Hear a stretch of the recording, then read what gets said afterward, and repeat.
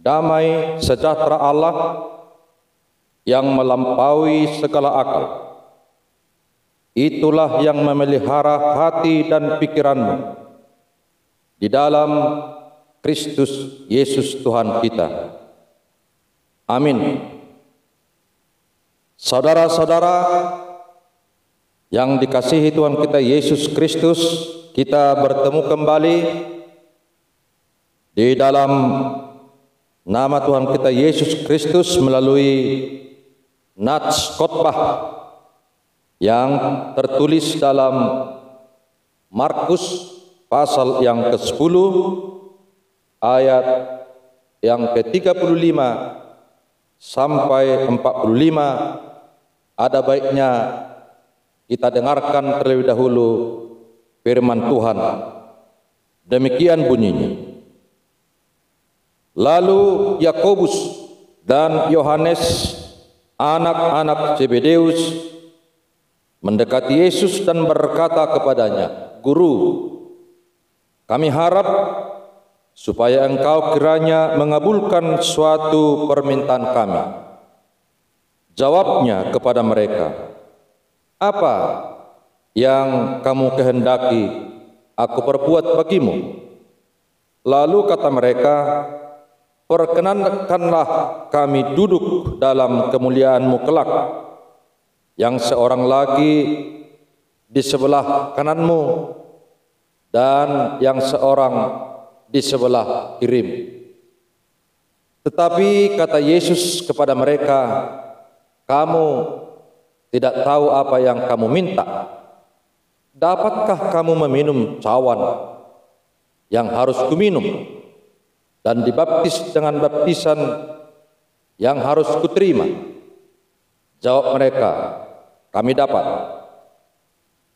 Yesus berkata kepada mereka, "Memang kamu akan meminum cawan yang harus kuminum dan akan dibaptis dengan baptisan yang harus kuterima.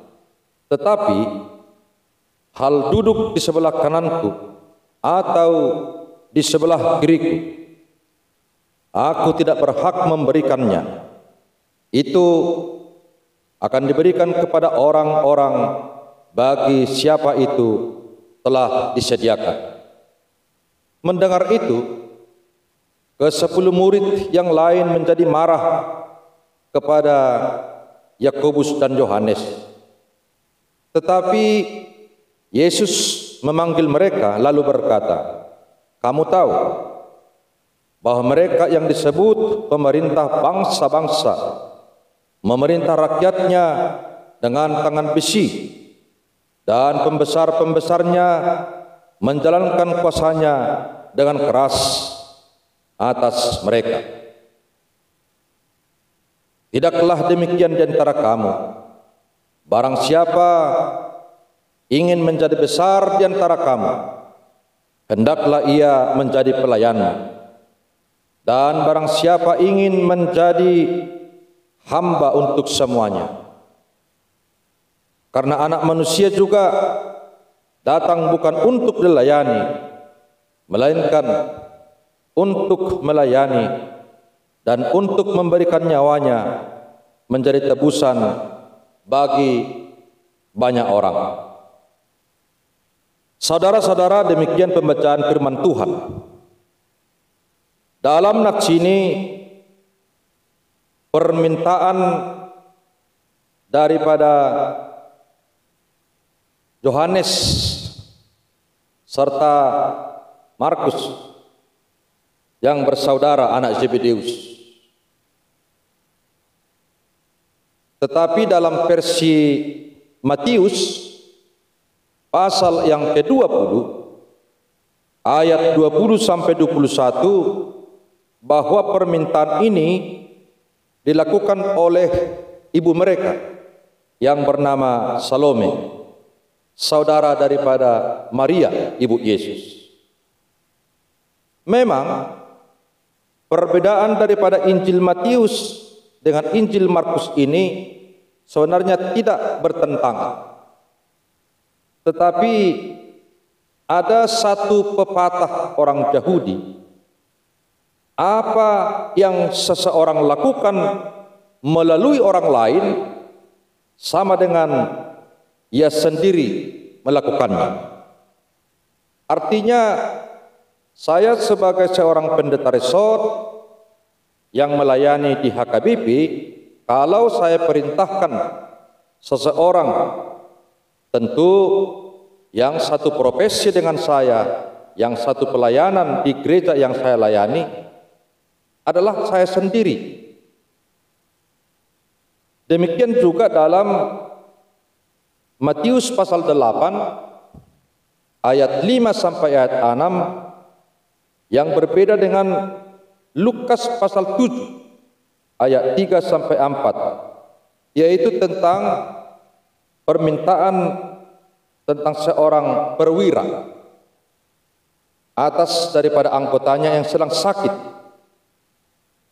Di dalam Matius 8 ayat 5 sampai 6, perwira langsung memohon kepada Yesus supaya bersedia menyembuhkan daripada anggotanya.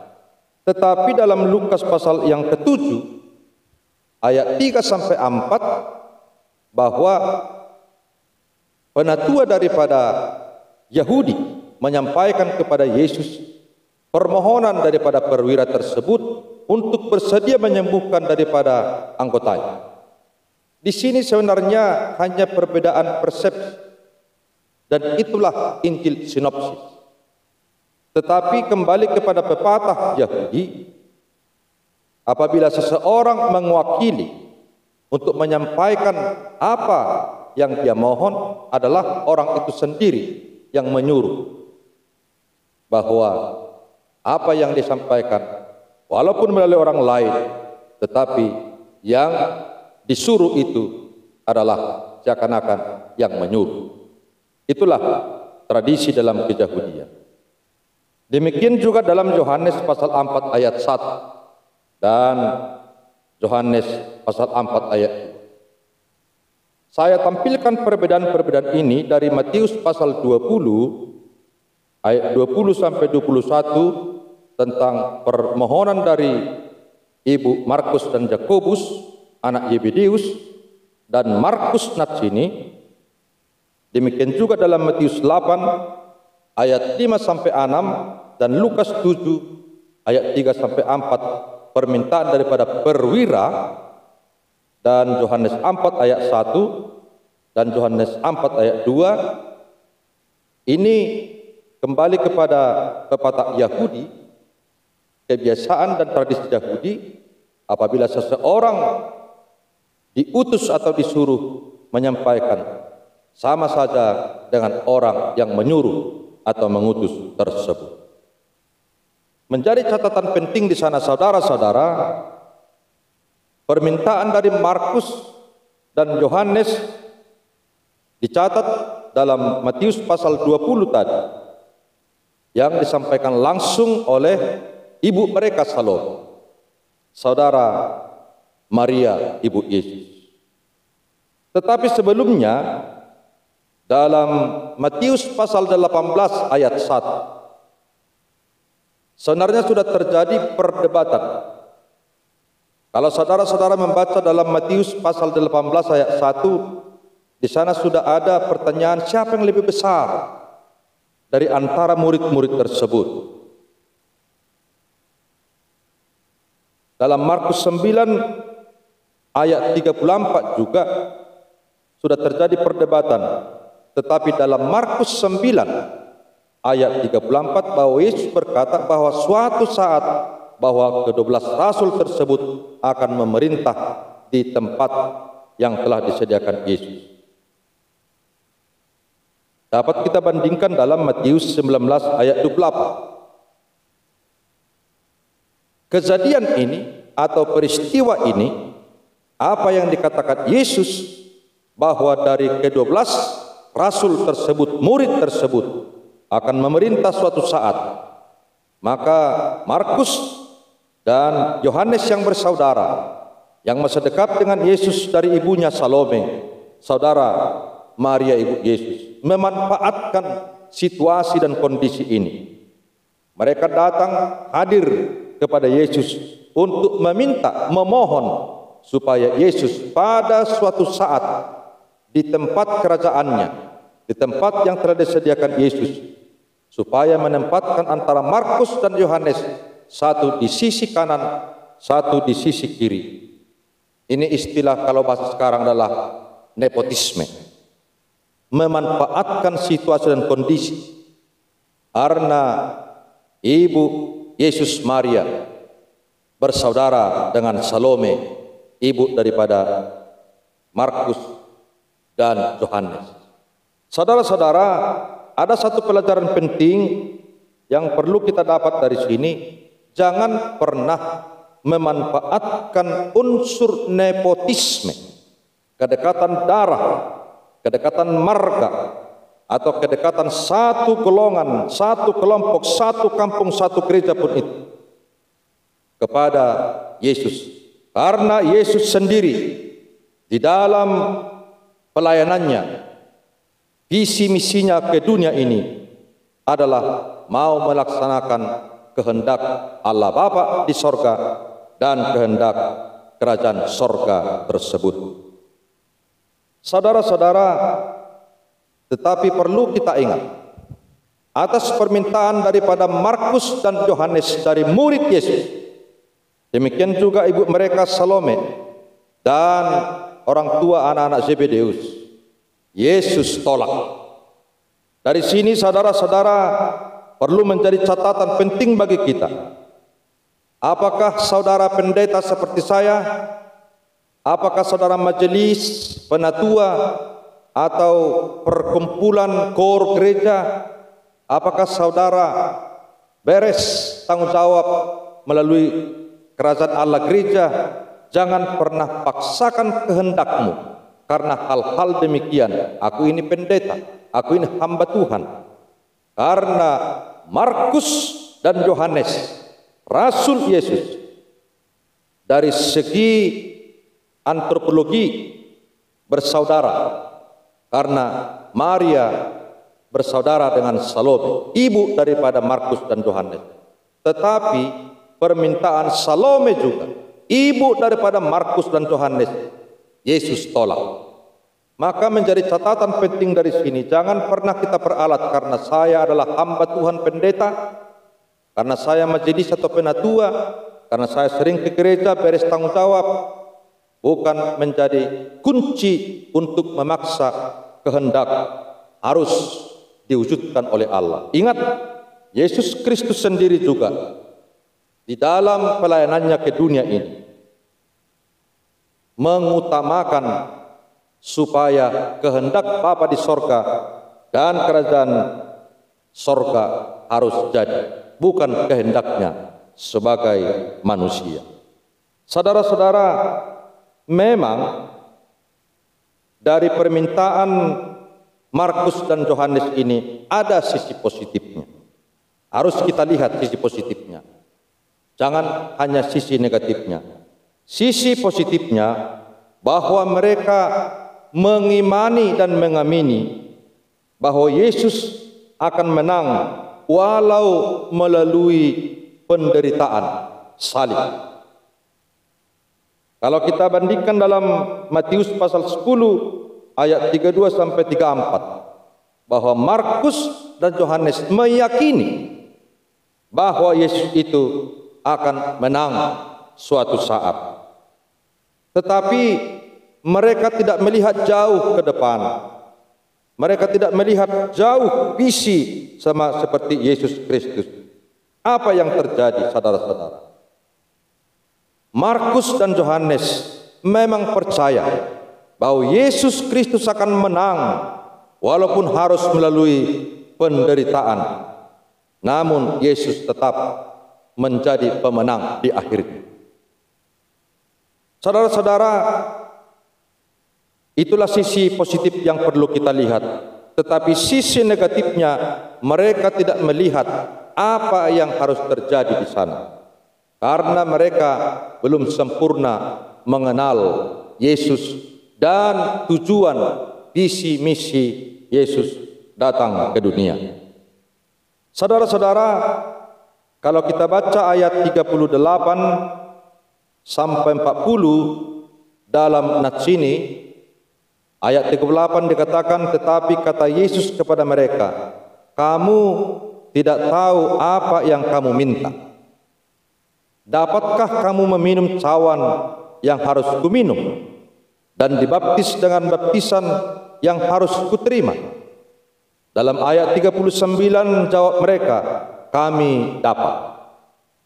Yesus berkata kepada mereka, memang kamu akan meminum cawan yang harus kuminum dan akan dibaptis dengan baptisan yang harus kuterima. Tetapi dalam ayat 40, tetapi hal duduk di sebelah kananku atau di sebelah kiriku, aku tidak berhak memberikannya. Itu akan diberikan kepada orang-orang bagi siapa itu telah disediakan. Artinya murni kehendak Bapa di sorga. Saudara-saudara, hal inilah yang tidak jauh dilihat oleh Markus dan Yohanes, termasuk ibu mereka Salome. Pertama-tama Yesus mengatakan bahwa mereka tidak tahu apa yang mereka minta. Kenapa demikian? Lalu Yesus melanjutkan dengan membicarakan tentang cawan dan baptisan. Dalam Matius pasal yang ke-26 ayat yang ke-39 sampai 42, demikian juga dalam Lukas 12 ayat 50, ini peristiwa di Taman Getsemani, bahwa Yesus berdoa, apabila cawan ini dapat berlalu, tetapi janganlah kehendakku, jadilah kehendak. Itu cawan. Dalam baptisan juga, karena saya ini pendeta HKBP, artinya dibaptis sudah bersama mati dengan Yesus dan bangkit bersama Yesus. Itu baptisan. Apalagi dalam gereja Kristen Protestan, bahwa baptisan itu adalah pengganti daripada sunat. Saudara-saudara, hal ini memang Markus dan Yohanes katakan, ya, saya dapat. Tetapi bahwa mereka dapat dalam arti luarnya. Mereka tidak memahami sampai visi misi yang begitu jauh tentang kehadiran Yesus ke dunia ini sebagai juru selamat yang harus mengorbankan dirinya sampai tumpah darah dan bahkan jiwanya harus dia korbankan.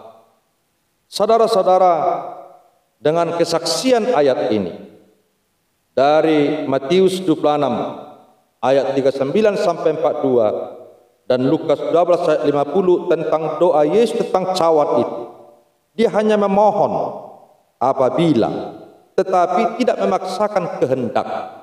Demikian juga permintaan daripada murid-muridnya dan orang tuanya Salome. Jangan pernah memaksakan kehendak.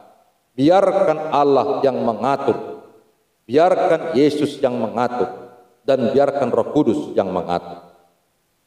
Dengan kesaksian ayat ini, ada seorang pakar dalam nats ini yang disebut Jacob van Broeken berkata dan menjelaskan dalam bukunya, mereka tidak menyadari apa saja yang diperlakukan untuk mencapai tempat-tempat kehormatan itu. Jadi mereka tidak mengetahui apa saja harus yang dicapai untuk sampai ke tempat itu, sebagaimana yang Yesus katakan. Mereka melihat tugas akhir, tetapi jalan yang menuju ke sana tidak mereka lihat. Karena itu Yesus berbicara tentang cawan dan baptisan penderitaan. Dengan kata lain, Yesus ingin berkata bahwa jalan kematian adalah melalui penderitaan, harus supaya mereka sampai kepada tingkat kemuliaan yang sempurna. Jadi kalau kamu mau sampai kepada kemuliaan yang sempurna, harus melalui jalan penderitaan, jalan salib, via dolorosa. Kalau memang ingin mendapatkan kemuliaan, kamu harus menderita lebih dahulu. Memang dari segi logika manusia, kenapa harus demikian? Karena memang demikian Yesus dalam kehidupannya, dalam tugasnya, untuk menjalankan kehendak Bapa dan kerajaan sorga. Jawaban Markus dan Yohanes dalam ayat 39 dalam nats ini, memang mereka mengatakan kami dapat. Kata-kata ini bisa disoroti secara positif, di mana sekalipun mereka tahu bahwa mereka akan menghadapi penderitaan dalam mengikuti Kristus, mereka mengambil keputusan untuk tetap mengikuti Dia. Tetapi perlu saudara ketahui, setelah Yesus ditangkap di Taman Getsemane, satu pun di antara murid tidak bertahan. Semua menyelamatkan diri dan lari sesuai dengan jalannya masing-masing. Di mana bahwa mereka bisa, dapat dan mau. Saudara-saudara, hal ini juga menjadi koreksi kepada diri kita sendiri. Apakah kita sudah kenal Yesus yang sesungguhnya? Apakah kita sungguh-sungguh pengikut Yesus yang sesungguhnya? Petrus juga demikian. Sebelum puncaknya itu dia berkata bahwa dia rela mati, rela berkorban. Tetapi Yesus berkata, sebelum ayam berkokok 3 kali, kamu sudah sangkal. Itu benar. Saudara-saudara, itulah yang disadarkan Yesus terhadap permintaan daripada muridnya Markus dan Yohanes, termasuk ibunya Salome. Saudara-saudara, tetapi kata-kata ini juga bisa dinilai negatif dari permintaan Markus dan Yohanes serta permintaan ibunya. Kami menunjukkan bahwa mereka mempunyai keyakinan dari mereka sendiri, yang jelas merupakan suatu keyakinan yang berlebihan kepada diri mereka sendiri dan justru menyebabkan mereka jatuh. Itu terbukti setelah Yesus ditangkap, mereka lari kok. Tak ada yang bertahan menyelamatkan diri masing-masing. Dalam Markus 8 ayat 34, barang siapa yang mau ikut Yesus, sangkal diri, pikul salib, ikutlah Yesus. Sangkal diri. Apapun yang datang, apapun yang terjadi, jangan lari sama seperti murid waktu Yesus ditangkap.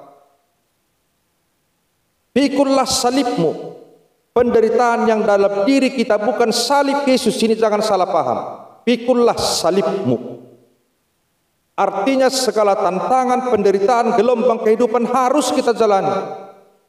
Itu kok yang harus kita jalani dan harus kita perjuangkan. Sama seperti Yesus bersama murid-muridnya menghadapi gelombang dalam perahu tersebut. Yesus menghargai imanmu kecil, padahal Yesus di sana. Itu salibmu. Di tengah hidupmu, keluargamu, profesimu, pasti ada salibmu. Hadapi. Lihat dengan secara cerdas bersama dengan Yesus dan kuasanya. Demikian juga dalam Filipi 4 ayat 13, kesaksian daripada Rasul Paulus, bahwa segalanya dapat dia lakukan, tetapi bukan mengandalkan kekuatan dan kepintaran, tapi dengan kuasa Yesus Kristus sendiri. Menjadi catatan penting di sini, saudara-saudara, permintaan yang seturut mewujudkan kehendak Bapa di sorga dan kerajaan Allah itu harus menyertai permintaan kita, sebagaimana Yesus mewujudkan kehendak Bapa di sorga dan kerajaan Allah. Saudara-saudara, karena pada dasarnya ambisi itu netral. Ambisi bisa menjadi sesuatu yang positif dan bisa menjadi sesuatu yang negatif. Bagaimana ambisi yang positif? Jika saudara dengan kuat menginginkan dan mengejar sesuatu, ingin meraih sesuatu demi kemuliaan Tuhan, kemuliaan dirimu, kemuliaan pekerjaanmu, dan menjadi berkat dengan cara yang benar, maka itu adalah ambisi yang positif. Tetapi sebaliknya, jika saudara menginginkan dan mengejar sesuatu hanya demi kepentingan diri sendiri dengan cara yang salah pula, maka itulah ambisi yang negatif. Maka carilah apapun demi kemuliaan Tuhan, demi kemuliaan dirimu, dan menjadi berkat bagi orang lain. Saudara-saudara, kita bandingkan dengan Markus dan Yohanes dan ibunya Salome dalam nats ini. Mereka mempunyai ambisi yang negatif karena mereka memanfaatkan rasa persaudaraan yang diikat darah. Padahal bagi Yesus Kristus dalam visi misi bukanlah yang demikian. Karena Yesus datang ke dunia bukan mau menyelamatkan satu marga, satu darah, satu keluarga, tapi menyelamatkan dunia ini. Saudara-saudara, konteks kepemimpinan kerohanian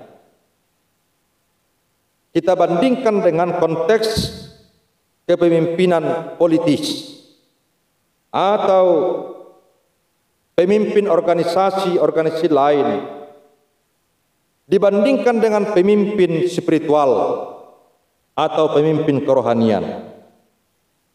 Di dalam kepemimpinan spiritual atau kepemimpinan kerohanian yang langsung dipilih, dikunjuk oleh Allah sendiri, baik itu melalui gereja pada saat ini, harus ada yang disebut adalah roh penyemangat dalam satu tim, the spirit of the team. Saudara-saudara, kalau kita bandingkan dengan kecerdasan sekarang, ada satu tambahan, yaitu servant question, kecerdasan melayani. Dalam kecerdasan melayani ini, di sana ada roh penyemangat dalam tim, the spirit of the team. Artinya siapapun pemimpin kerohanian, di sana ada roh penyemangat memberikan semangat kepada seluruh yang dipimpinnya. Sama seperti kepemimpinan Musa, Yosua, dan pemimpin-pemimpin kerohanian yang benar yang disaksikan perjanjian lama, termasuk kepemimpinan Yesus Kristus sendiri. Dalam ayat 45 dalam nas ini, aku datang ke dunia bukan untuk dilayani, tapi untuk melayani. Disitulah roh penyemangat tim, the spirit of the team. Saudara-saudara, pemimpin itu mengapa begitu penting mempunyai roh penyemangat dalam satu tim, the spirit of the team? Karena kepemimpinan yang disebut kepemimpinan menghamba adalah diri Yesus Kristus sendiri. Tidak ada yang lain. Karena ada di dalam diri Yesus Kristus. Bahkan terlebih dahulu dilakukan oleh Yesus Kristus. Dalam roh penyemangat kepemimpinan itu dalam satu tim, the spirit of the team harus memiliki kriteria. kalau kita bandingkan dalam Keluaran pasal 18 ayat 21, di sana ada kriteria-kriteria yang saya sebut dengan teologi Jethro. Jethro melihat kepada Musa sebagai menantunya, pemimpin spiritual pada saat itu, terlalu capek. Dia melihat kepemimpinan demikian bisa saja berjalan, tapi lamban dan tidak akan berhasil. Maka Jethro sebagai imam, mertua daripada Musa, melihat, maka dia berikan saran kepada Musa dalam Keluaran pasal 18 ayat 21. Kriteria-kriteria tersebut, yang pertama, cakap, kompeten. Dari sanalah istilah kompetensi. Maka seorang pemimpin harus betul-betul berkompetensi, dan yang dipimpinnya harus mampu berkompetensi.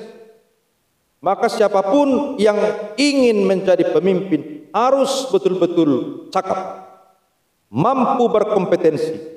Jangan cengeng, itu bukan pemimpin dan tidak perlu dipakai hal yang demikian.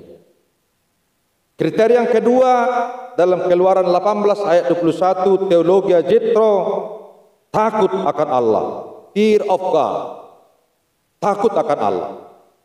Saya selalu menekankan dalam Ayub 28 ayat 28, Amsal 9 ayat 10, Mazmur 111 ayat 10, bahwa takut akan Allah, takut akan Tuhan permulaan hikmat. Tidak mungkin diberikan kepada siapapun hikmat kalau tidak takut kepada Allah. Takut dalam arti takut melakukan Allah, yaitu apa yang diperintahkan Allah, supaya dia tidak menyembah Allah yang lain. Dalam hukum Taurat 1, 2, dan 3. Dan tidak pernah menyembah daripada yang diciptakan ini selain Sang Khalik pencipta itu sendiri. Takutlah akan Tuhan. Itu kriteria pemimpin yang kedua. Maka pemimpin harus sungguh-sungguh takut kepada Allah, supaya dia diberi hikmah, sophia, untuk memimpin spiritual, kerohanian, dan itulah kepemimpinan yang menghamba. Dan kriteria yang ketiga dari Keluaran pasal 18 ayat 21, dapat dipercaya. Dapat dipercaya. Dapat dipercaya, ini sulit sekarang. Habil. Jadi seorang pemimpin harus sungguh-sungguh dapat dipercaya. Apapun yang kau pimpin, dan siapapun dirimu sebagai pemimpin. Baru kriteria yang keempat dari Keluaran pasal 18 ayat 12 dari teologi Jethro, benci kepada suap, hate, bribery. Saudara-saudara, suap ini yang menghancurkan satu negara, sama dengan korupsi. Maka terimalah apa yang patut kau terima, dan itu pantas kau terima, tapi di luar itu jangan. Jadi cakap, takut akan Allah, dapat dipercaya, dan benci kepada suap. Itulah yang harus dipakai Musa dalam memimpin 1000, memimpin 100, memimpin 50, dan memimpin 10.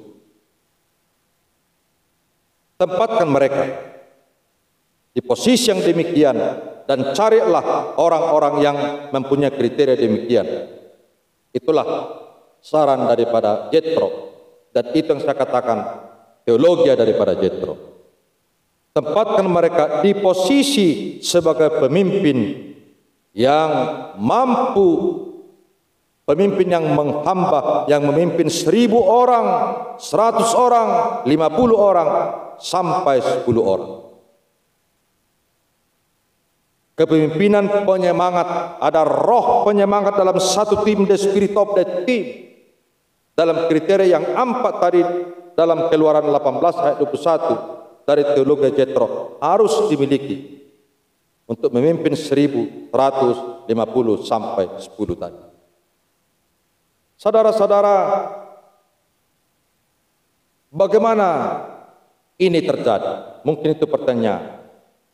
Adanya roh kepemimpinan penyemangat tim, the spirit of the team, yang sungguh-sungguh mendahulukan kehendak Bapa di sorga dan kerajaan Allah, dan punya kriteria cakap, takut akan Allah, dapat dipercaya, dan benci akan suat. Karena jaminan hidup dan masa depan para pemimpin, kriteria-kriteria yang demikian sudah pasti dari Tuhan kita Yesus Kristus. Dalam Matius 6 ayat 33, carilah dahulu kerajaan Allah dan segala kebenarannya, maka akan tambahkan kepadamu. Maka cari dahulu kerajaan Allah dan segala kebenarannya. Memang menurut ilmu manajemen kepemimpinan, pada dasarnya semua pemimpin di dunia ini tidak suka dikritik. Karena pemimpin merasa lebih tahu semuanya melalui kekuasaannya. Tetapi ini kepemimpinan politis, kepemimpinan perusahaan, bukan kepemimpinan yang beralaskan Alkitabiah, firman Tuhan, dan bukan pemimpin spiritual.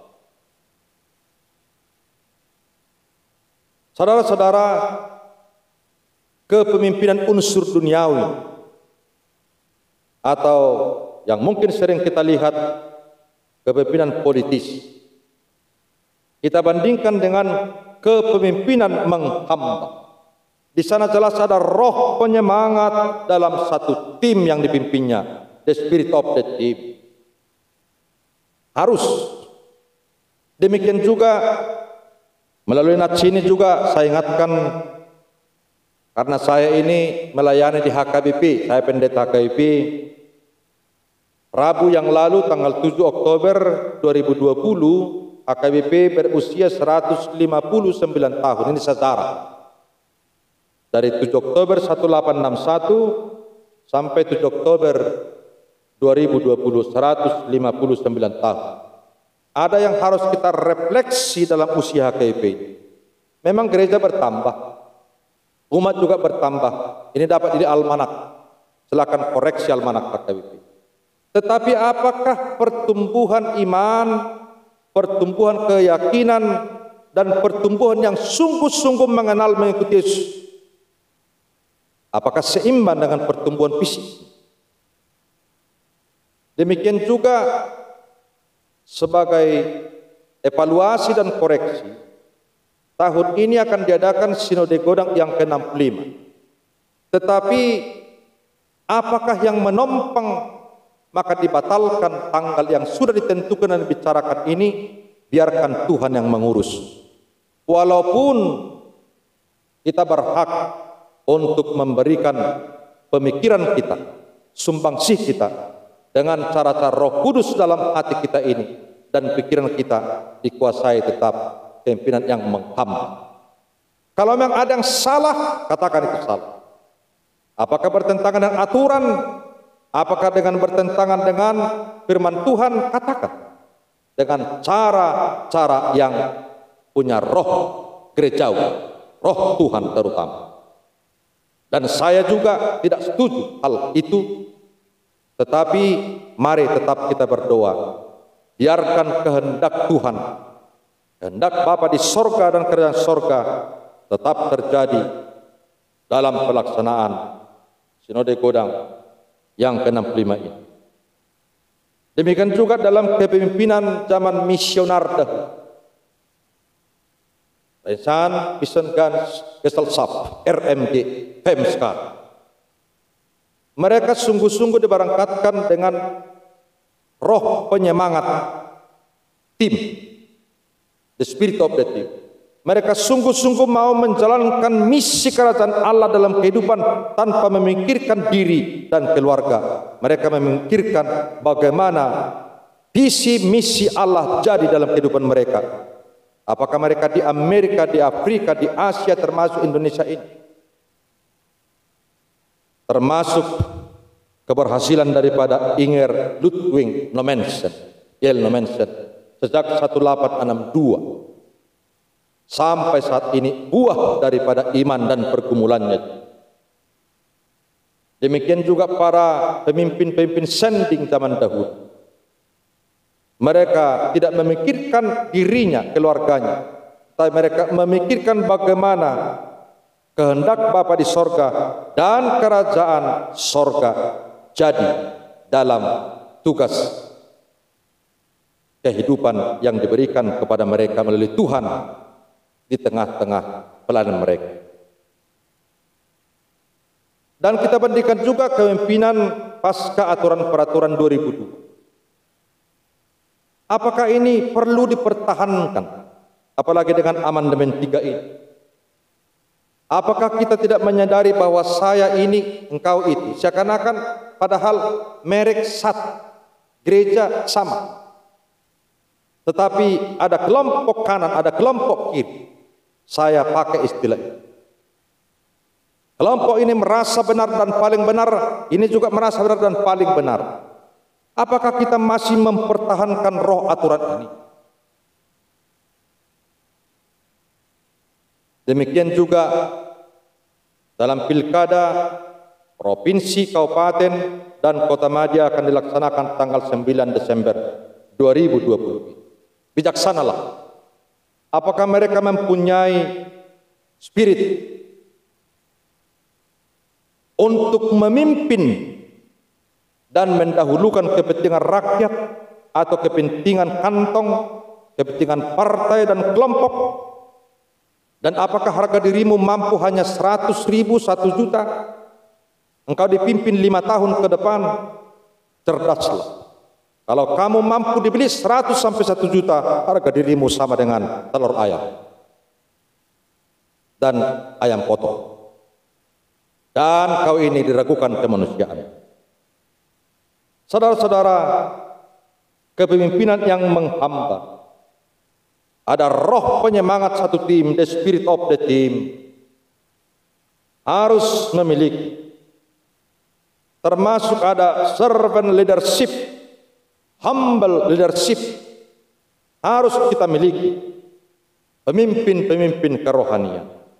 Tetapi di sana ada unsur cakap, kompetensi, pemimpin yang punya kompetensi. Apalagi dalam menghadapi persaingan sekarang di tengah-tengah suasana termasuk coronavirus 19.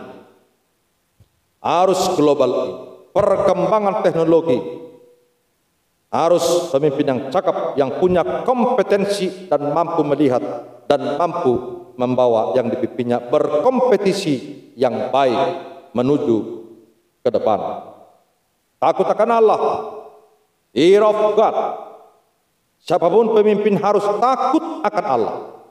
Bukan takut ditangkap KPK, bukan takut ditangkap polisi atau aparat, tetapi takut akan Allah. Kalau siapapun pemimpin takut akan Allah, dia akan tunduk kepada aturan yang ada dan dilaksanakan sesuai dengan aturan yang ada. Dapat dipercaya atau dapat diandalkan, reliable. Dan itu pemimpin. Dapat dipercaya yang dipimpin dan dapat diandalkan yang dipimpin. Dan dia mampu mengandalkan yang dipimpinnya untuk generasi mengganti ke depan. Demikian juga benci kepada suap, hate prepare. Dan benar-benar meneladani kepemimpinan Yesus. Dalam ayat 45 jelas dikatakan dalam ayat ini, karena anak manusia juga datang bukan untuk dilayani, melainkan untuk melayani dan untuk memberikan nyawanya menjadi tebusan bagi banyak orang. Dengan demikian, kepemimpinan Yesus mewujudkan kehendak Bapa dan kerajaan sorga. Dan itulah kepemimpinan yang kita harapkan, kepemimpinan yang menghamba. Maka siapapun nanti terpilih, dalam pilkada tanggal 9 Desember. Demikian juga siapapun yang terpilih menjadi pemimpin di gereja HKBP, biarlah mereka pemimpin yang menghamba dan roh Tuhan bekerja dalam kepemimpinan mereka. Dalam nas ini juga saya tetap berdoa pada Tuhan bagi saudara-saudaraku dimanapun berada yang bergumul dalam hidup, ada masalahmu, ada problem, ada persoalan, sah saja. Tapi ingat, menangkan atas nama Tuhan. Apakah kau sakit? Apa penyakit? Ingat, Tuhan itu adalah penyembuh bagimu. Ada keyakinan dan kesungguhanmu dalam usaha upayamu, di situ engkau disembuhkan. Dan Tuhan memberkati semua profesi yang ada. Apakah engkau petani? Apakah engkau pedagang? Apakah engkau aparat sipil negara, TNI, Polri? Tuhan memberkati. Baik keluargamu, ingat itu tetap gereja. Jadilah pemimpin di tengah-tengah gerejamu. Jangan pernah perbaiki gereja secara organisasi tanpa engkau perbaiki gereja, yaitu keluargamu. Jangan pernah kritik gereja secara organisasi tanpa engkau mengkritik gereja, yaitu dirimu sendiri dan keluarga. Bereskan dirimu, bereskan gerejamu, maka engkau mampu membereskan gereja secara institusi. Tuhan memberkati saudara-saudara dimanapun berada. Kita berdoa. Terima kasih Tuhan atas firman-Mu, menyadarkan kami supaya apapun yang kami minta, supaya kami mengoreksi diri kami terlebih dahulu, apakah kami mampu melakukan dalam kehidupan apa yang kami minta pada Tuhan. Karena kami akan percaya Tuhan lebih tahu apa yang kami butuhkan dalam kehidupan kami. Terima kasih Tuhan atas firman-Mu, kuasa Roh Kudus-Mu memberi kekuatan kepada kami untuk melakukan firman-Mu dalam kehidupan kami supaya berbuah. Berkati seluruh hamba-Mu, berkati seluruh jemaat-Mu, berkati seluruh profesi daripada jemaat-Mu sebagai petani, sebagai pedagang, aparat sipil negara, TNI, Polri, demikian juga para yang bekerja dalam kesehatan, supaya mereka tetap kuat sebagai tangan Tuhan, dan melalui usaha upaya mereka Tuhan memberkati. Berkati putra putri kami dan berkati seluruh keluarga sebagai gereja. Terima kasih Tuhan. Kami juga berdoa supaya terlaksana pilkada dengan baik di seluruh provinsi, kabupaten dan kota Madia. Demikian juga dalam gerejamu HKBP, supaya terlaksana sinode Godang dengan baik dan mewujudkan kehendak Bapa dan kerajaan sorga. Siapapun pemimpin yang menghamba, meneladani Tuhan kami, Yesus Kristus. Amin.